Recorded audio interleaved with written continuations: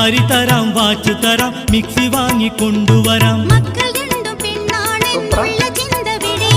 VCD ഒന്ന് വാങ്ങി വെച്ചിട്ടുണ്ട്, കൊണ്ടുവരാം.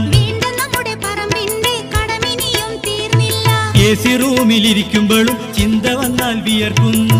എത്ര തന്നെ വിഷമിച്ചാലും 2 കൊല്ലം കൂടി നിൽക്കി വേണ്ട, പുതി വേണ്ട.